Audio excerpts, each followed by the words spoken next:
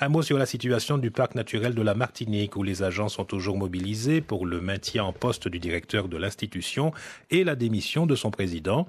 Dans une lettre ouverte adressée aux élus de Martinique, datée d'hier, 31 octobre, ces employés dénoncent les agissements de Louis Boutrin. En grève depuis 21 jours maintenant, ils exigent le respect du syndicat mixte du PNM, mais aussi des personnes et de l'intégrité humaine, je cite. Retour sur les accusations à l'encontre de Louis Boutrin ce midi avec Déborah Amboisine. Le comportement inadmissible de délinquant de l'actuel président Louis Boutrin, je cite, le ton est donné.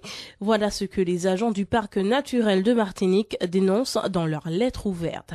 Les explications ne tardent pas. Première accusation, durant la période pré-campagne électorale, Louis Boutrin aurait procédé à un recrutement qualifié d'électoraliste par les agents du PNM.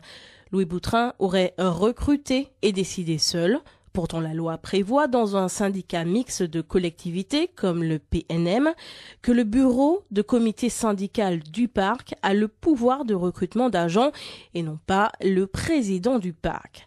Deuxième accusation, durant la campagne électorale des législatives 2017, Louis Boutrin, candidat dans la circonscription du nord de la Martinique, était financé indirectement par le parc naturel de Martinique. Financé indirectement, comprenez par cela l'utilisation de l'image et de moyens du PNM en termes de communication, voire l'instrumentalisation d'agents du parc participant à sa campagne à des fins de faveur ou pour éviter tout harcèlement. Problème, seuls les partis et groupements politiques sont autorisés à participer au financement de campagnes électorales.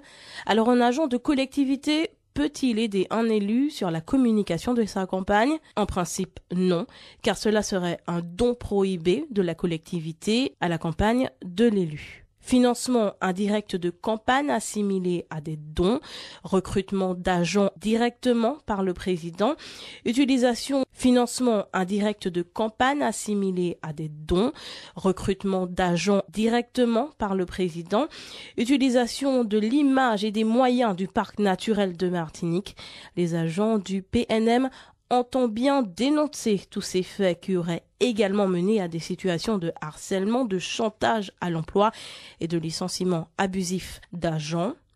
Nous sommes avisés que cette lettre ouverte peut être utilisée en justice et nous avons conscience et connaissance que des fausses déclarations et allégations nous exposeraient à des sanctions pénales. Voilà comment se termine la lettre des agents en grève de légitime défense, comme ils se désignent. Signe d'une action pleinement consciente et réfléchie.